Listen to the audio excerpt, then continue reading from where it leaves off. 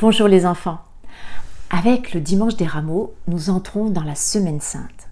Alors on ne se retrouve pas pour un télécaté comme d'habitude, mais on voulait simplement vous expliquer un petit peu ce que l'Église célèbre aujourd'hui. En particulier avec des extraits de ce petit film que certains d'entre vous connaissent déjà, Il était une fois Jésus. Voilà, excellent petit film. Alors vous savez que Jésus, pendant 3 ans, n'avait pas arrêté d'aller de village en village, accompagné des 12 apôtres, accompagné par des femmes aussi et par d'autres hommes, pour parler de Dieu, son Père, et du royaume des cieux. Au fond, c'était les pauvres gens qui avaient le mieux compris ce qu'était cette histoire de royaume.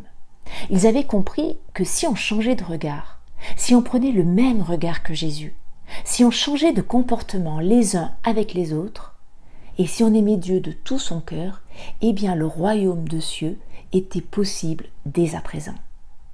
Il y avait également les grands prêtres. Alors eux, ils n'ont pas du tout aimé ce que disait Jésus. En principe, c'était leur travail à eux de parler de Dieu. Et voilà que Jésus en parlait d'une façon complètement différente, avec confiance, avec assurance, avec autorité même, et d'une manière qui touchait beaucoup plus le cœur des gens.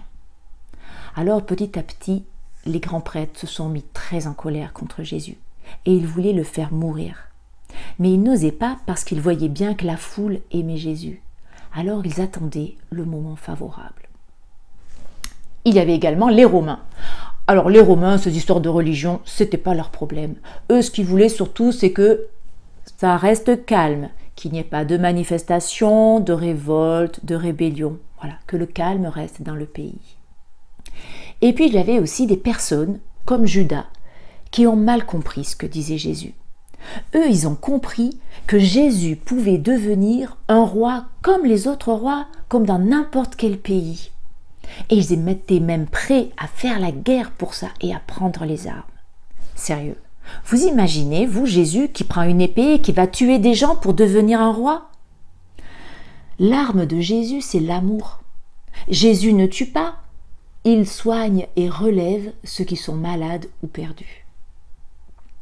Alors, au début de cet épisode, beaucoup de Juifs venaient se rendre à Jérusalem pour une grande fête, la fête de la Pâque. C'était une fête qui commémorait la sortie d'Égypte du peuple qui avait été esclave pendant très longtemps, et il est guidé par Moïse. À ce moment-là, toutes les familles se rendaient à Jérusalem. Ils allaient habiter chez des amis ou chez la famille. Et puis quand les maisons étaient pleines, ils campaient sur les collines alentours. Et pendant quelques jours, ils célébraient Dieu, ils chantaient la gloire de Dieu, ils remerciaient Dieu, ils mangeaient tous ensemble et faisaient la fête. Et Jésus, comme tous les autres Juifs, est venu également à Jérusalem. Mais cette année-là, c'était un petit peu différent. Parce que Jésus était devenu connu de tous. Tout le monde avait entendu parler de lui et des magnifiques miracles et signes qui accompagnaient sa venue partout. Alors quand Jésus est arrivé à Jérusalem, tous les pauvres gens ont souhaité l'accueillir comme un roi. Ils ont pris des branches, des palmes pour le saluer avec joie. Jésus était monté sur un petit âne pour faire comme un roi, mais un petit roi des pauvres. Les personnes mettaient aussi des manteaux sur le sol pour éviter que Jésus se blesse ou se salisse les pieds. Tout le monde voulait accueillir Jésus comme un roi des pauvres et des petits. Êtes-vous prêts? Le moment est venu. Que veut-il dire? Il parle comme si quelque chose de terrible était sur le point d'arriver. Ne t'en fais pas. Nous allons nous mettre en route. Et une fois à Jérusalem, nous partagerons le repas de la Pâque, comme nous le faisons chaque année. Tu ne comprends pas? Le moment est venu. Le royaume des cieux va s'installer sur la terre. La liberté régnera. Nous remporterons une grande victoire sur les Romains. Le royaume des cieux? Maintenant? Oui. Oui.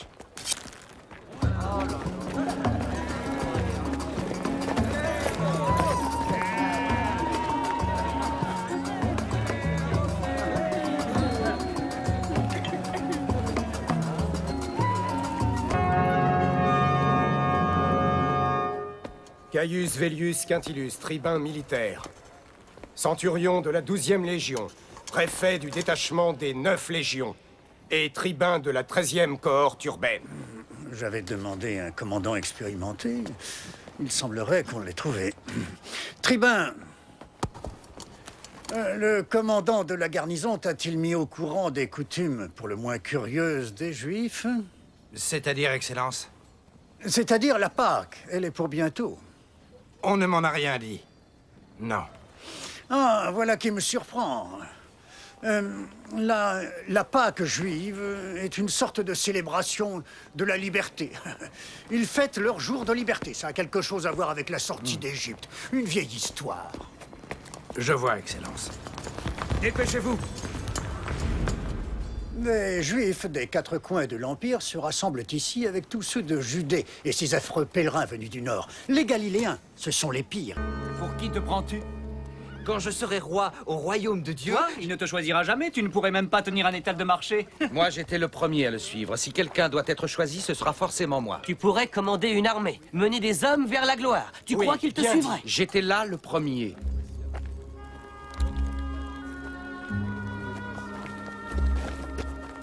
Vas-y, pose-lui la question, Judas.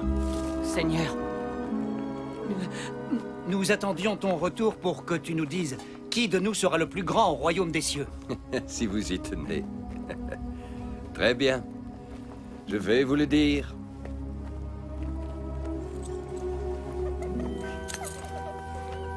À moins que vous ne changiez du tout au tout et que vous deveniez comme de jeunes enfants, vous n'entrerez même pas au royaume des cieux. Quiconque est aussi humble que cet enfant sera le premier au royaume des cieux. Maître, viens t'asseoir avec nous. Que doit faire un homme pour être sauvé?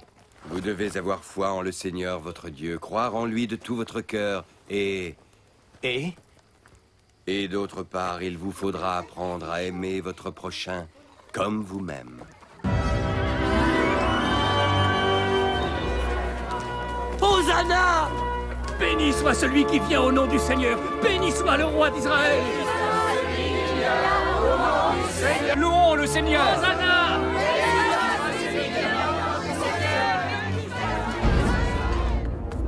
Quoi? Les Galiléens sont arrivés. Il faut agir, Seigneur Caïphe.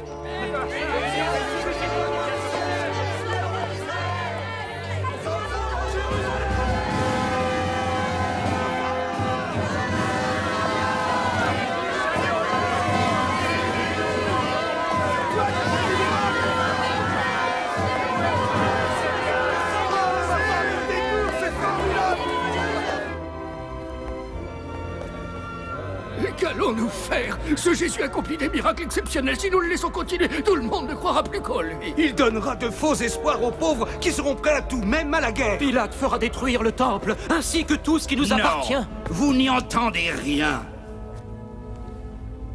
Strictement rien. Ouvrez donc les yeux. Toute la puissance et la colère de César peuvent être dirigées contre un seul homme, ce magicien de Nazareth. Qu'un seul homme meure, et la nation et son peuple seront sauvés.